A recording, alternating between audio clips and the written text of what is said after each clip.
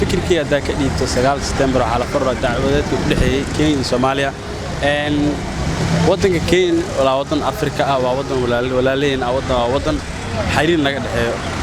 waxaan jeclaan lahayn in dacwadaas ku dhamaato si wanaagsan waxaan jeclaan lahay in guusha dhankeena ay soo marto anaga Soomaali ahaanteena in maral guusha dhankeena soo marto haddii la xukumiyo oo badda Kenya anaga ay maaragtay muranka naga gelisay badda Kenya nagu ma haysatay anaga muran bay naga gelisay marka dhibaatada waxa waaye shacabku inuu kol hore ka falceliyay baahad marka in intaan ba soo gaarsiyo aan ku fiirsano ma baahanba marka shacabkan inuu aragtidiisa muujiyo dhibaatada ay Kenya ay ku hayso waxa kowka duqeymaha dhibaatada xuduudii oo maartay soo gudubtay soonaha ugu horeeyo oo Kenya ilaa iyo maxay dhijireen balaxa laga bilaabo ilaa lagu geeyo maartay xuduudda badda dhulkaas oo dhan lacagtada laga isticmaala marka waxay ku fargaranaysaa inay bal wareegtabo NFDO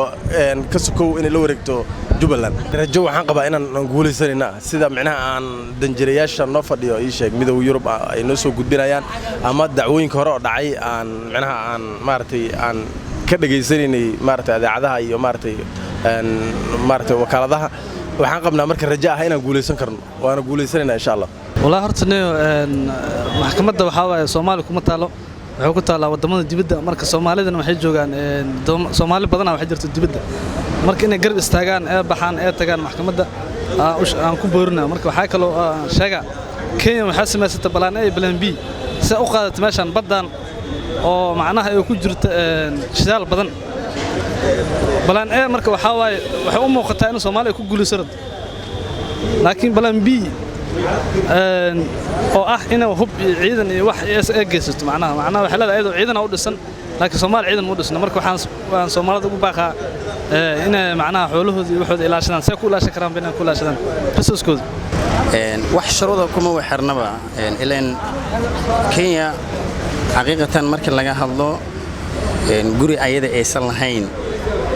ay ku doodaysaa ay ku dacwoonaysaa gurigan guri Soomaali ay leedahay waay Kenya la feeda naga qabsataan dhehlaan waa qasabe ma ka baryeene deedii caalamku noo dhicin waayo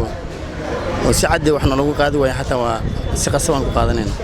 runtii waxa la haay barnaamijkan hadda badda in muddo oo maaragtay soo dheeraaday bulshada Soomaaliyeedna way maaragtay way ogsoon tahay marxaladda Kenya iyo Soomaaliya maaragtay Kenya waxay soo gashay 2011 waxay soo gashay Soomaaliya ayadoo markaas u soo duulaysa Soomaaliya ee u soo martay Amazon maaragtay waxa la nidaamka Amazon oo maaragtay wadamada Afrika ku heshiiyeen marka Kenya hadda badayni inay dhahdo maaragtay waxa la waa ingu qabsanay oo qayba ka leenahay oo intaas oo square oo maaragtay bad nagu qabsato horta runtii waa mid aad maaragtay uga xumaanayna hadaan dhalinyarada Soomaaliyeed waa maaragtay waa ka hadlaynaa in badan waa maaragtay waa ka hor imaanayna dawladdeena waa taageeraynaa inta maaragtay karaankeena badda Soomaaliyana ma gasho isjijiid ma gasho baddeena Soomaaliyeed waa maaragtay mid u taagannahay in mar walba hadii aan nahay Soomaali kaalinteena ka qaadano